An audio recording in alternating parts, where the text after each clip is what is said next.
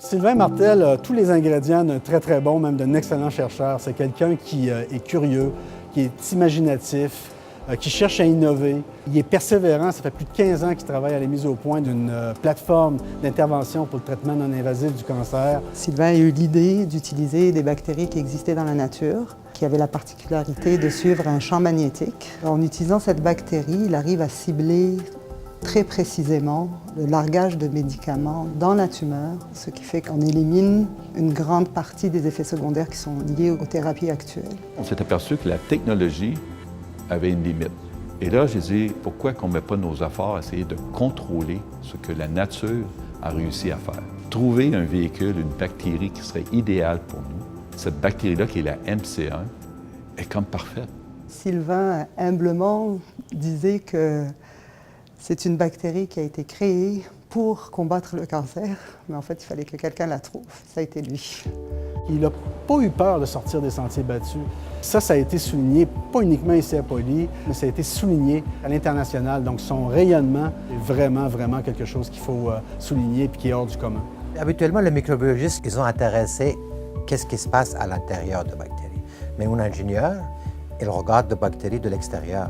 C'est un regard nouveau. Une des conditions pour faire un projet au laboratoire avec Sylvain, c'est vraiment la nouveauté.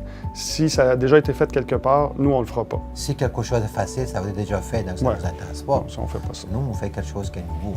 Il y a une règle au laboratoire, c'est de jamais dire le mot impossible.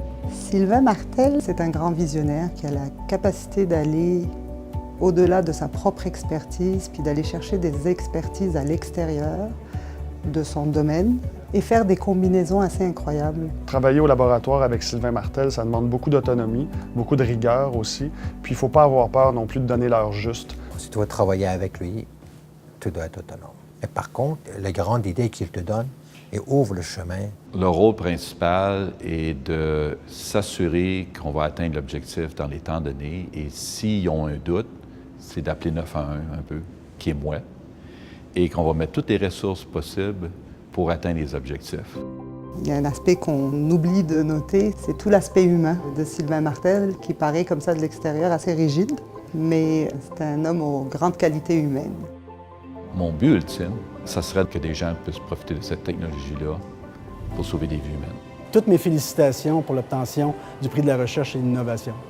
Sylvain, je voulais te féliciter pour tout ce que tu as accompli.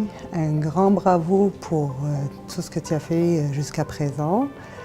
Et je souhaite de tout mon cœur que tes technologies arrivent très rapidement aux patients pour que tu puisses en apprécier l'impact.